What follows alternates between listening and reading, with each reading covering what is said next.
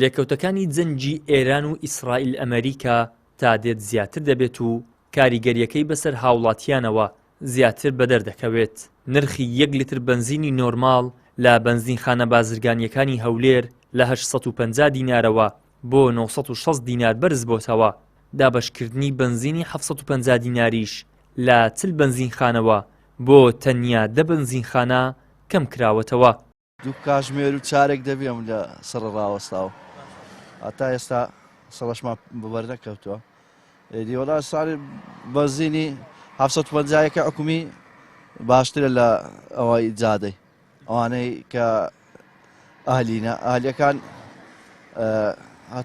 لتر بێ 1000 دینار ڕادەوەستی بۆ تەکسی دەرناچی. بۆ تەکسی دەرناچی داواکاریان چییە؟ وەڵای داواکاریمان لە حکومەتەوە ئەگە بکرێ بۆمان هەرزانکەن ئەگەر بەلایانی کەم چش نەبێ لۆ بۆمان زیادکەن بەزخانەکان. بالنسبة لكردستان درجة يعني مدينة حلوة. هەرێمی کوردستان و هەولێر شارێکی ئارام و خۆش و دڵگیرە. سوپاس بۆخوا ئەمانە. ئەوەی ئێستاش کە ڕوو دەدات کەمی بنزین و پێداویستیەکانی تر بۆ هۆی لێکەوتەی ئەو جەنگەوەیە.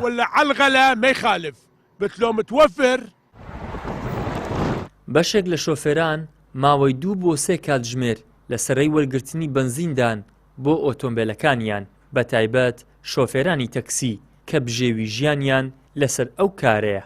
بۆیە ئەوان زۆر نیگەرانن لە دۆخی بنزین.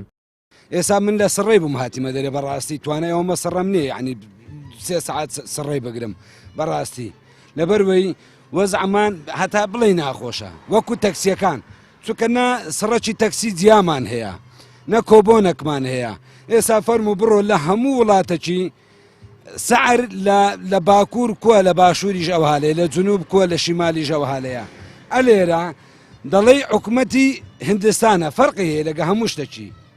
بنزین لە ئێستا بڕۆ 50 کیلۆمەتر بڕۆ لای کەرکوچێ بنزین بە 450 دیناریە لێرە بە 750 دیناریە لە سەریەوەی بە 750 دەبی 3 ساعتی سڕێ لە بۆ بگری. وڵای من لە ساعت 9 لە سڵەیمە ساعتێکیشم بە ناکەوێت هەزار بەداخەوە.